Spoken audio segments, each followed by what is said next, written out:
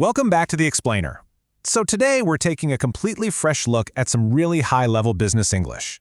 Now, if you've been looking to level up your TOEIC B2 vocabulary, you might be thinking, I'm just memorizing words for some boring office job. But actually, scratch that. It turns out these exact same terms are literally the ultimate blueprint for running a killer online side hustle.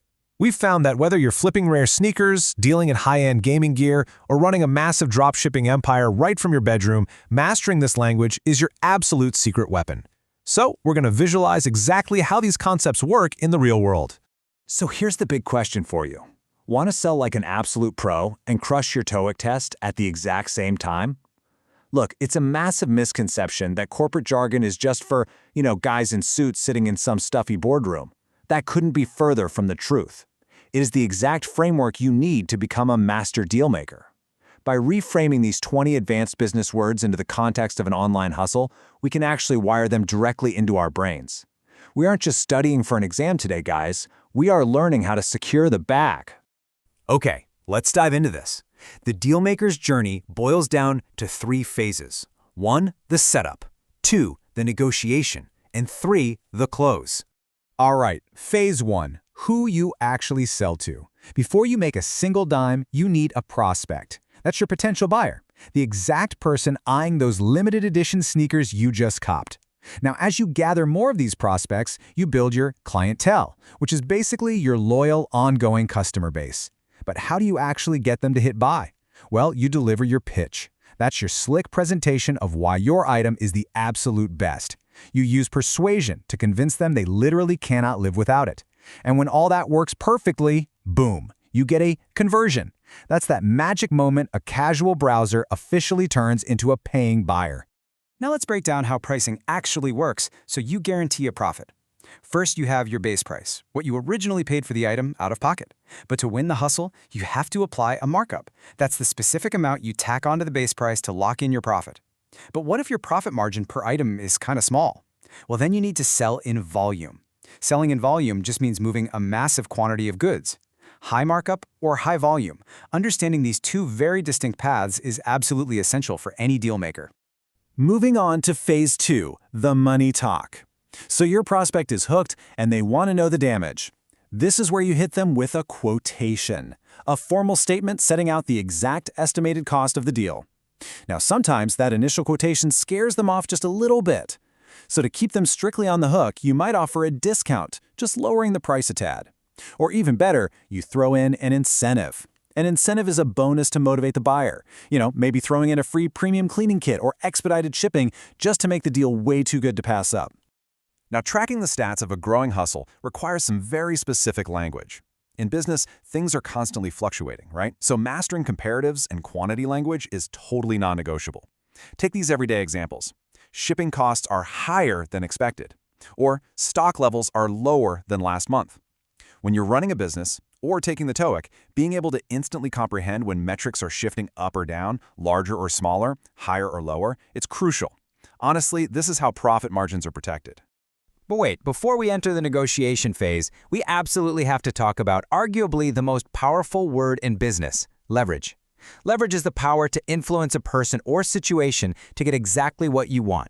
Think about it. If you are holding the absolute last pair of a highly sought-after sneaker in a size 10 and your prospect desperately needs it for a weekend event, you have the leverage. You have the total upper hand. Knowing who holds the leverage dictates exactly how the rest of the deal is going to play out. All right, phase 3, the back and forth. The buyer wants to pay less, you want to make more. This is the negotiation. During this bargaining process, the buyer might reject your initial quotation and hit you with a counteroffer, a lower price they're actually willing to pay. To keep the deal alive without losing too much of your profit, you might have to make a concession. A concession is something you give up or compromise on. It's like saying, okay, I won't drop the price, but I'll make the concession of covering the shipping costs. It's the ultimate give and take of the hustle. Finally, phase 4, securing the bag. Yes, all that bargaining is finally paid off. You secure a commitment from the buyer. They completely agree to your terms. Now the focus shifts to the closing, those final steps of bringing the deal to an end. This results in the transaction, the actual instance of buying or selling, where the money officially changes hands. But hey, a true pro doesn't stop there. Right before that final click, you try some upselling. persuading them to buy something additional, or maybe slightly more expensive. Like, hey, need some premium display cases for those new sneakers? But let's look at the reality of the payout, because it's a bit different than you might think. The transaction is closed, but you don't get to keep the whole pie. You've got the original item cost, and of course your hard-earned profit. But then there's the commission. Whether you're selling on eBay, StockX, or whatever marketplace, the platform takes that commission. It's their fee, a strict percentage of the total sale, just for facilitating your transaction. So here's a golden rule. Always calculate the commission before setting your markup.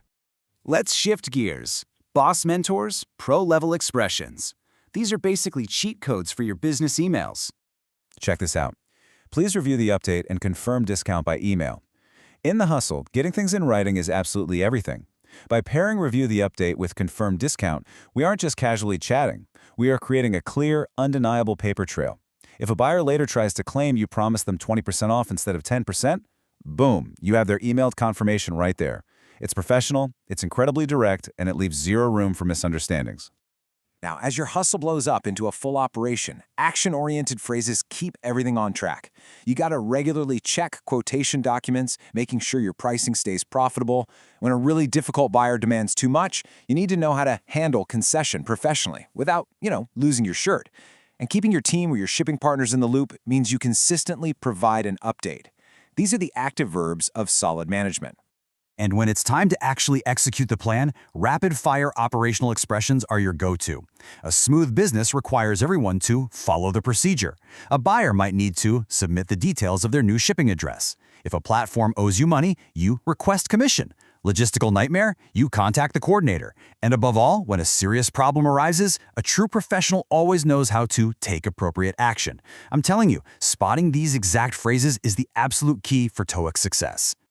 All right.